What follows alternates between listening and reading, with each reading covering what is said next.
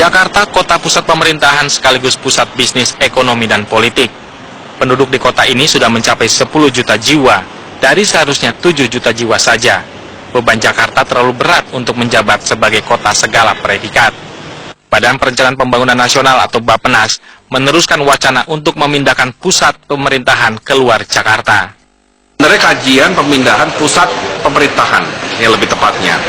Dan yang pertama kita bahas adalah alasan dan urgensi kenapa harus pindah pusat pemerintahannya.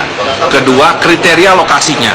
Jadi tidak otomatis langsung Palangkaraya menjadi alternatif, tapi kita melihat beberapa alternatif, tapi kriteria itu tetap akan kita kedepankan.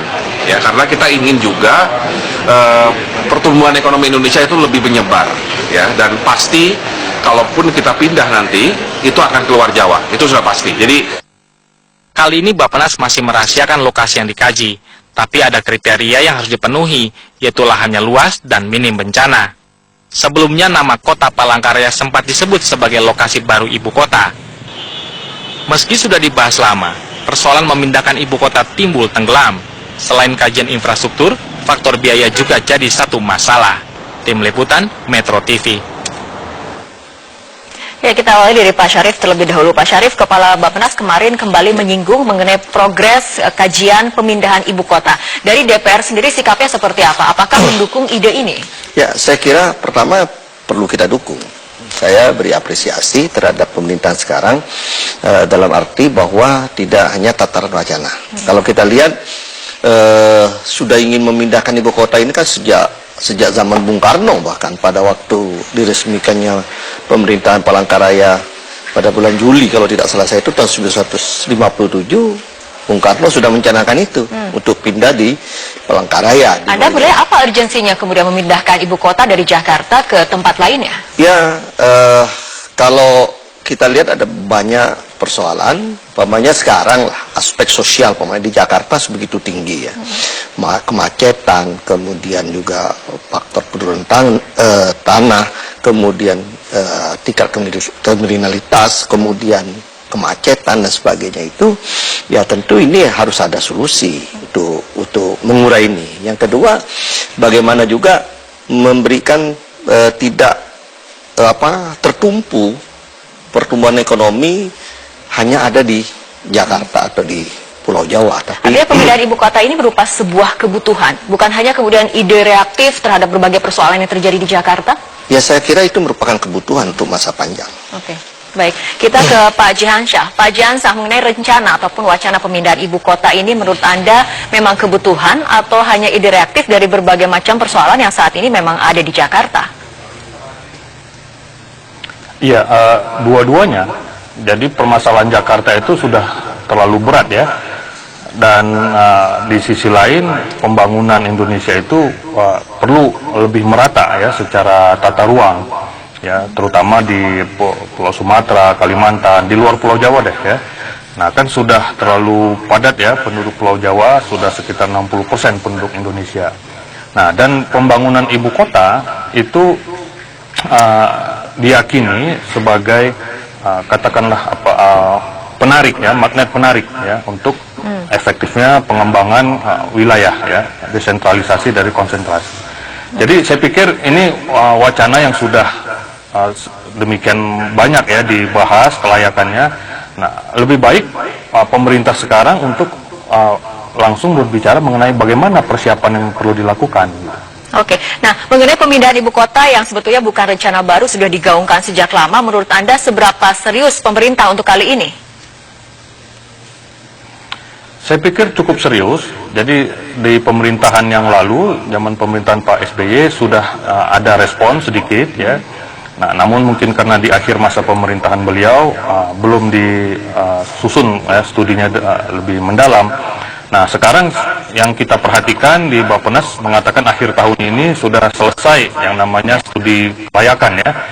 Jadi sudah tidak perlu lagi dibahas lagi kelayakannya, sudah ada semua kajiannya di sana. Dari sisi infrastruktur, dari sisi wilayah strategis ya, geografisnya, dari sisi kesiapan, anggaran, aset tanah dan sebagainya sudah dikaji kelayakannya. Nah, tinggal langkah-langkah persiapan apa yang perlu dilakukan. Oke. Baik, ini mengenai pernyataan dari Bappenas sendiri Pak Syarif yang mengatakan ini kajian diharapkan selesai pada tahun ini karena 2 tahun ke depan diharapkan mulai ada kegiatan terkait pemindahan pusat administrasi ibu kota negara. Menurut Anda dalam 2 tahun ke depan ini adalah waktu yang memang rasional, akan kemudian bisa direalisasikan proyeknya atau bagaimana? Saya kira tinggal goodwill daripada pemerintah. Paling tidak sekarang itu sudah harus selesai secara mendalam pengkajian terhadap perpindahan ibu kota itu betul-betul bisa diimplementasikan bahwa ada keseriusan itu. Kemudian masalah perpindahan saya kira bisa saja secara gradual ya, secara bertahap.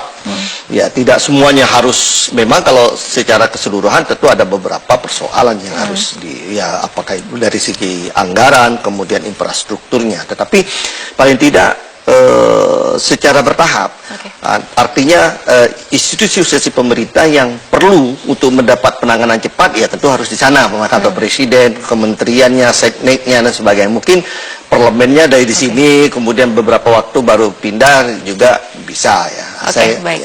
Ya mengenai pemindahan ibu kota ini memang menimbulkan ada pandangan yang kemudian mendukung, ada pandangan yang juga kontra. Tapi kita akan simak bagaimana pandangan dari Ketua MPR Zulkifli Hasan. Ibu kota itu di mana-mana kan tidak campur kota bisnis kalian ya. Saya setuju idenya. Tapi kalau 2018 ya saya kira sulit ya. Memindahkannya apakah bisa di Jonggol seperti dulu Pak Harto kan maunya memindahkannya di Jonggol. Itu Lampung bagus deket. Ya, Lampung sama aja. Dapil saya kan. Pak, ini soal lain Pak. Iya kan bisa dibikin kan tol laut kan. Iya deket tuh. Pak, soal ya sesuai dengan kemampuan keuangan negara. Nah, kalau sekarang ya kan prioritasnya infrastruktur, listrik, irigasi, ya kan, untuk menunjang sektor pangan yang kita masih impor beras besar, impor gula, macam-macam itu. Saya kira skala prioritas. Pak, soal ini Pak. Ya Pak Syarif, tadi Pak Zulkifli mengatakan mengenai 2018 terlalu cepat dan ini juga harus disesuaikan dengan keuangan negara dan ada prioritas-prioritas yang kemudian harus didahulukan seperti infrastruktur, listrik, tanggapannya. Ya, paling tidak saya mengambil satu keyakinan kepada pemerintah bahwa paling tidak itu punya satu goodwill lah, ingin mewujudkan itu. Tentu ini nanti kan ini kan masih baru akan dilakukan pengkajian secara mendalam ini oleh Bappenas. Tentu ini yang harus kita spiritnya itu yang harus menjadi motivasi kita. Karena memang persoalan ibu kota ini harus sudah kita lakukan karena memang kondisi yang ada sekarang kita bisa lihat secara bersama-sama. Dan tentunya saya sangat sangat mendukung terhadap ini dalam rangka secara politis, paling tidak ini ada membagi ya, ada penyetaraan kesenjangan antara Jawa dan luar Jawa. Apalagi itu di Kalimantan. Itu ini merupakan satu satu persoalan yang cukup memberikan pemecahan masalah untuk masa yang akan datang. Baik.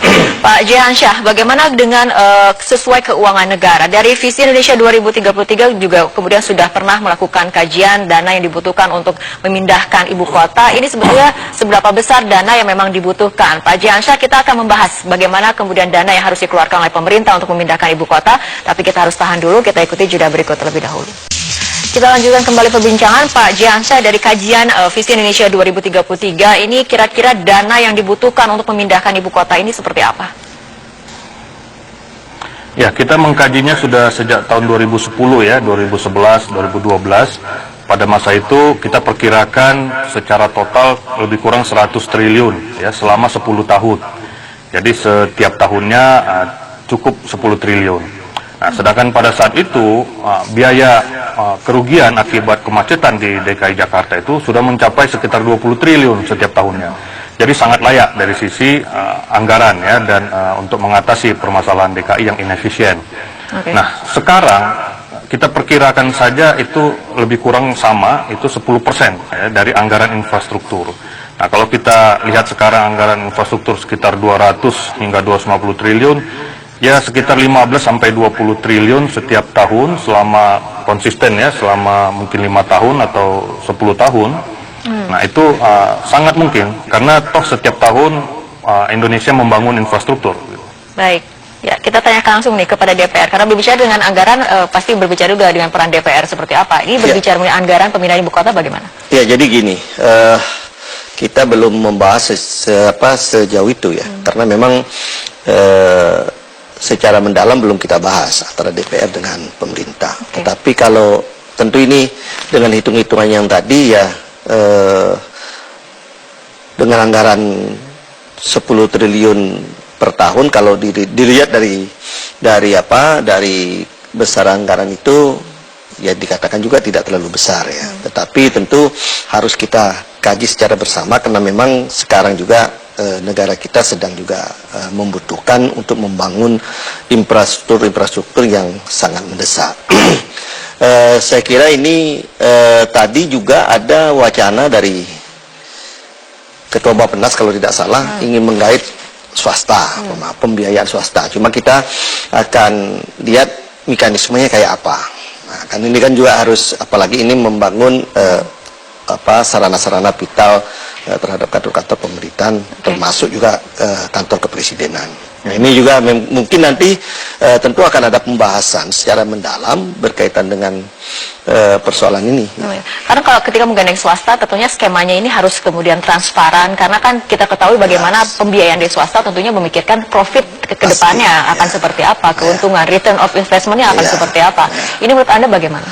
Ya itu makanya, apakah nanti mekanisme kan pasti ada, mereka membangun tentu ada kewajiban yang harus dilakukan oleh pemerintah.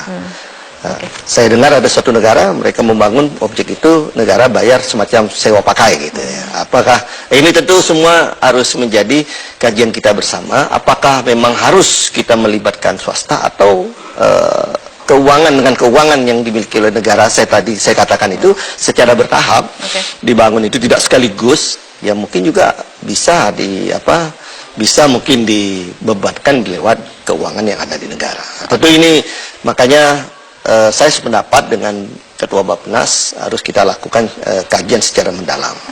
Dari Visi Indonesia 2033 sendiri untuk mekanisme pendanaan agar kemudian memang tidak membebani APBN, apakah masuk pada menggandeng swasta lewat skema misalnya PPP seperti itu? Tidak menyarankan demikian ya, bahwa nanti masyarakat swasta itu akan terlibat di dalam pembangunannya setelah itu mulai dibangun, itu tentu saja ya. Namun dalam prakarsa pembangunannya untuk pengembangan kawasan, pembukaan lahan dan sebagainya, tentulah pemerintah yang harus di depan. Nah, di dalam menggunakan anggaran ini kita sudah perkirakan pemerintah tidak perlu mengakuisisi lahan ya, mengeluarkan APBN untuk pembelian lahan. Toh aset-aset tanah ya, dari tanah perkebunan, ya, kehutanan, ya, bekas pertambangan, ya, banyak sekali yang bisa dipakai oleh pemerintah. Nah, sehingga penggunaan anggaran fiskal ya, APBN itu sangat efisien bisa dilakukan. Dan pemerintah harus mulai menata kelembagaan yang mampu mengelola ya, peningkatan nilai lahan ya, land value gain yang selama ini tidak pernah dilakukan pemerintah. Dan itu hanya dilakukan oleh pihak pengembang swasta ya. Baik, Pak Jahansyah dan juga Pak Syarif, kita akan kembali melanjutkan perbincangan mengenai pemindahan ibu kota ini, tapi kita ikuti jeda berikut.